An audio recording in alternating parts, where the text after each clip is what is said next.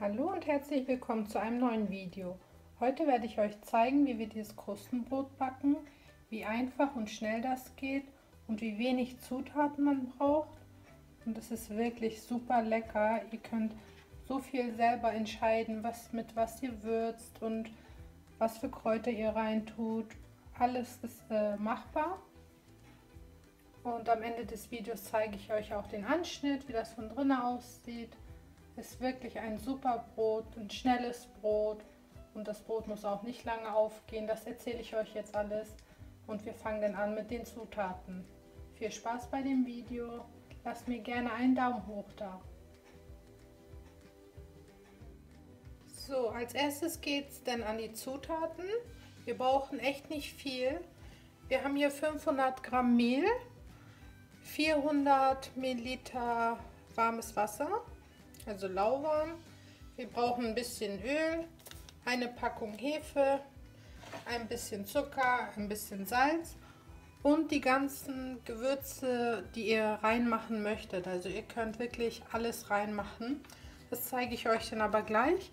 Ich fange jetzt einmal kurz an, dass ich die Hefe mit bisschen lauwarmem Wasser mische. Da gebe ich auch gleich den halben Teelöffel Zucker hinzu. So, und ein bisschen Wasser. Und dann rühre ich das einmal durch.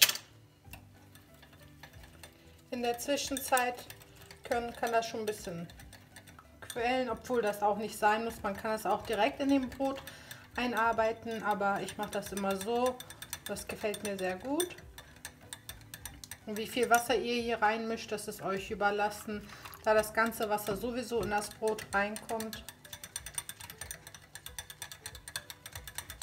So, einmal durchgemischt und dann kann das hier stehen bleiben. Dann nehme ich euch auf eine andere Perspektive jetzt mit und dann geht es auch direkt schon an das Brot.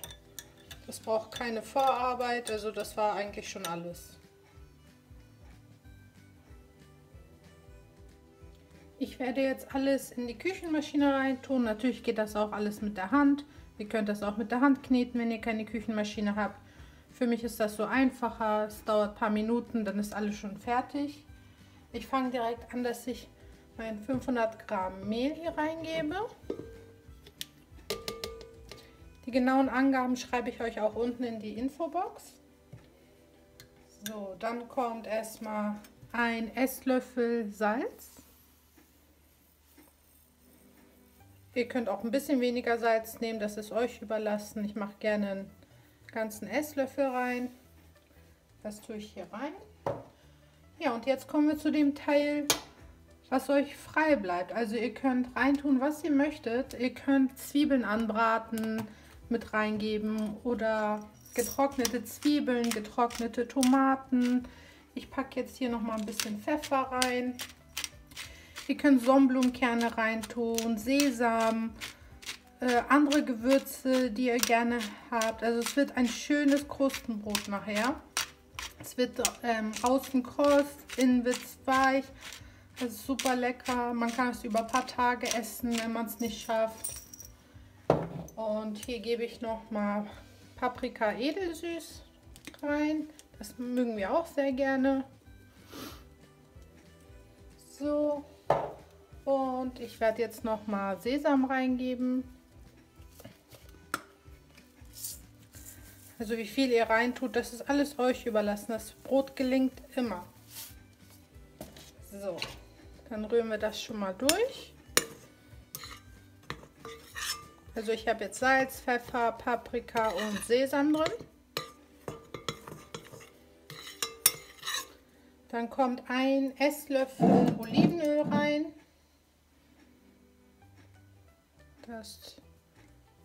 Ihr könnt auch Rapsöl verwenden, wenn ihr kein Olivenöl zu Hause habt.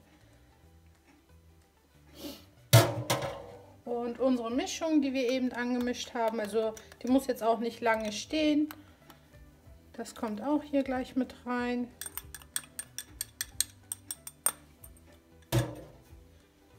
Und ich tue schon mal fast das ganze Wasser rein, aber noch nicht ganz. So, mein Knethaken kommt ran.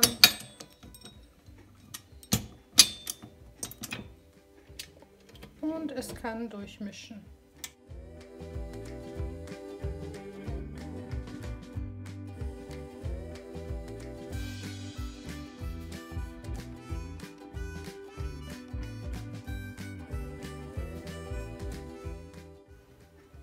Wenn ihr merkt, das ist zu trocken, dann gebt das restliche Wasser auch noch rein. Und hier könnt ihr euch auch selber entscheiden. Wenn es zu trocken ist, könnt ihr noch ein bisschen Wasser hinzugeben. Wenn es zu flüssig ist, könnt ihr noch ein bisschen Mehl hinzugeben. Das ist auch gar kein Problem. Jetzt habe ich noch das restliche Wasser hineingegeben und jetzt rühre ich das weiter.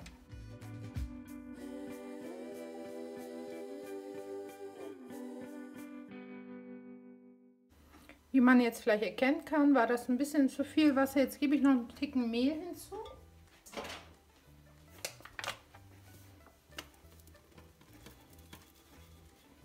So, und guckt mir das jetzt einmal an.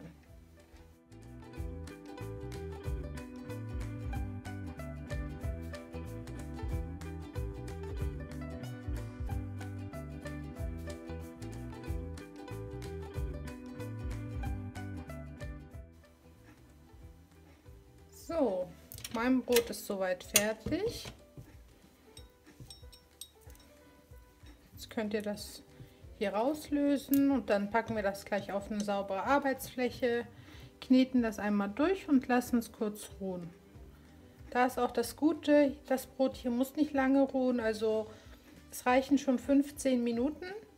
Wenn ihr es länger ruhen lässt, dann ist das auch gut, also halbe Stunde, dreiviertel Stunde, eine Stunde. Ist gar kein Problem, je nachdem wie ihr es schafft oder wie viel Zeit ihr habt. Also, aber auch mit 15 Minuten ist das schon sehr gut, das Brot.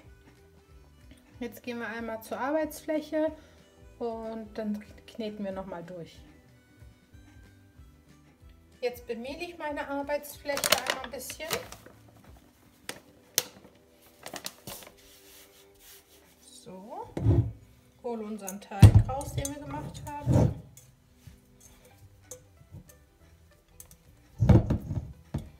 Am besten hole ich mir so einen Schaber. So.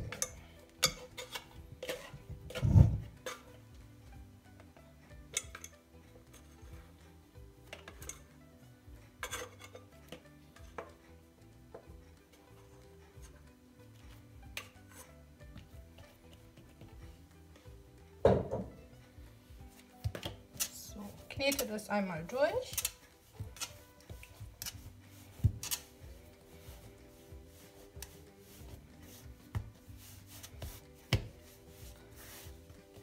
Das war es auch schon und dann tun wir das in die Schüssel, decken es ab und lassen es ausruhen. So, ich tue das in dieselbe Schüssel einfach wieder rein, dann decke ich das ab.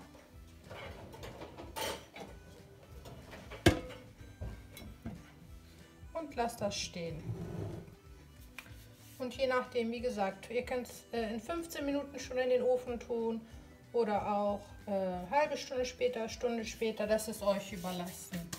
In der Zwischenzeit kann der Ofen schon mal warm werden. Und zwar machen wir den Ofen jetzt einmal auf 250 Grad an. Und wir tun da unsere Glasschüsseln rein. Also das ist unten und oben mit Deckel. Und das brauchen wir auch, damit das schöne Krustenbrot schön wird. Die gibt es auch fast überall zu kaufen. Und die können jetzt schon mal in den Ofen.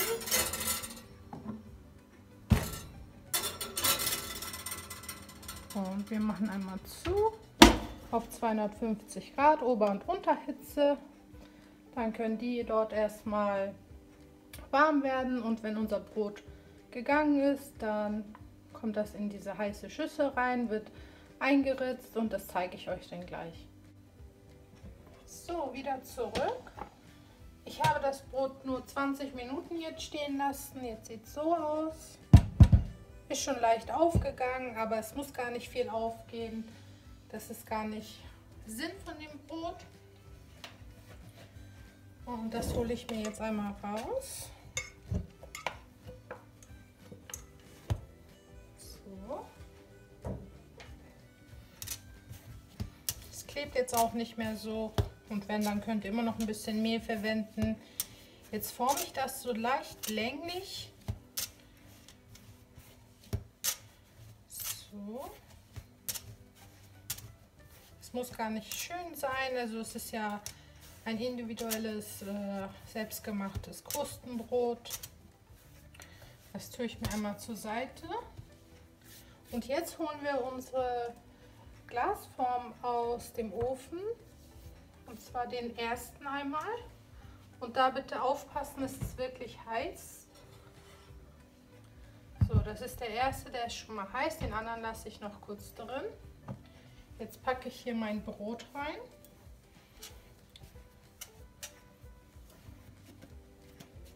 Ihr könnt es nochmal formen, wie ihr möchtet.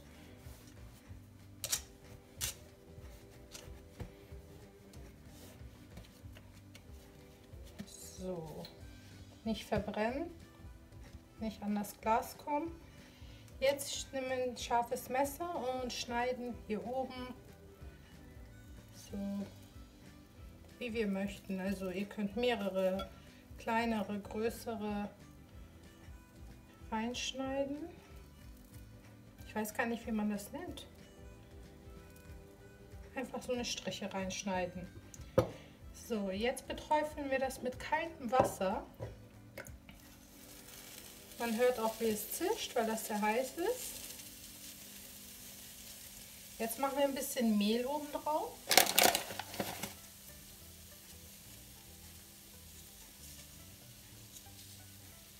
Jetzt kommt wieder ein bisschen Wasser. Es wird nachher aussehen wie vom Bäcker. Also es ist wirklich so lecker und so schön. Und jetzt mache ich noch mal ein bisschen Mehl drauf. Das Brot wird ja auch aufgehen, also das Mehl gibt auch Geschmack und sieht schön aus und es ist wirklich gut, das Brot. So, jetzt bin ich fertig.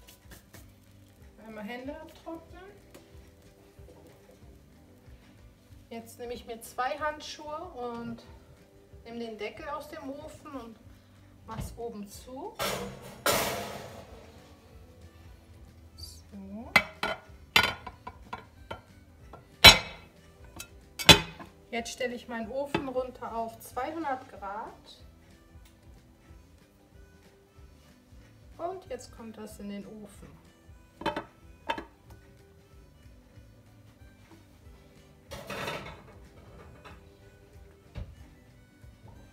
In circa 40 Minuten schauen wir dann nochmal und dann können wir den Deckel abnehmen und dass die Kruste noch ein bisschen krosser wird. Und das zeige ich euch dann auch, wenn es soweit ist. Jetzt darf es erstmal hier drinnen 40 Minuten in Ruhe aufgehen.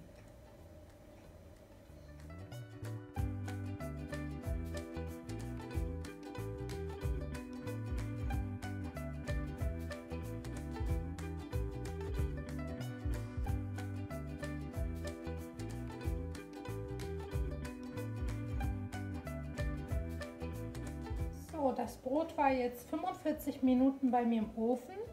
Jetzt werde ich den Deckel abnehmen und ihn auch noch mal 10-15 Minuten drin lassen, dass es schön kross wird und eine schöne Farbe bekommt.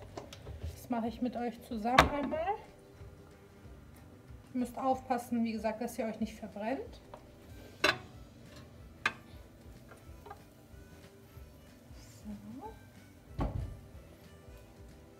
So ist jetzt schon mal das ganze Brot aufgegangen, also es bekommt Risse, es geht schön auf, also wie so ein richtiges Krustenbrot. So, jetzt mache ich noch mal zu und lasse noch mal 10-15 Minuten braun werden, kross werden. Ich sage euch nachher noch mal Bescheid, wie lange es genau bei mir im Ofen war.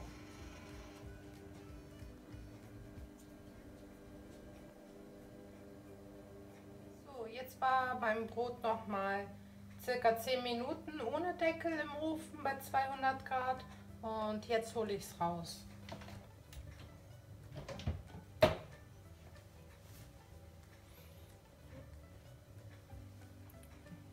sieht unser Brot aus. Es sieht wirklich gut aus. Ich kann euch das nur empfehlen. Es ist wirklich einfach. Es geht schnell. Das könnt ihr nebenbei in den Ofen tun und in einer Stunde ist es fertig. Es muss nicht lange aufgehen. Ihr könnt reintun, was ihr wollt. Ihr könnt es noch brauner machen, also ihr könnt es noch länger drin lassen oder ihr könnt es früher rausholen. Also das Brot wird sowieso aufgehen. Und jetzt lasse ich das nochmal abkühlen und dann werde ich euch das einmal durchschneiden und zeigen, wie es drin aussieht.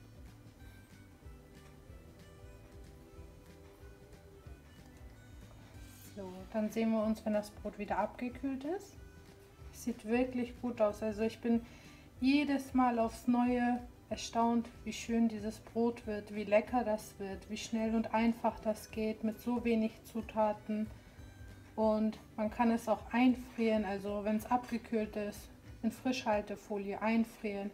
Und wenn ihr es braucht, einfach raustun, auftauen lassen oder kurz in den Ofen. Also es geht alles. Ich schneide das auch immer in Scheiben, tue das in den Toaster.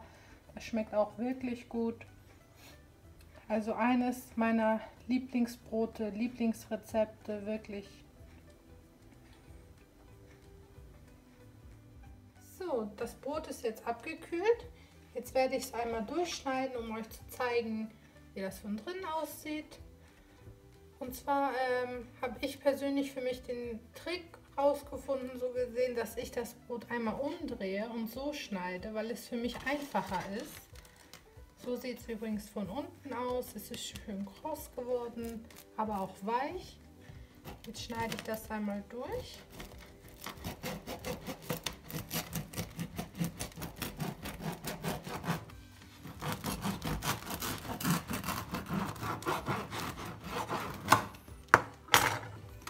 Wenn ihr wüsstet, wie gut das hier riecht, also es ist unglaublich, wie gut das riecht.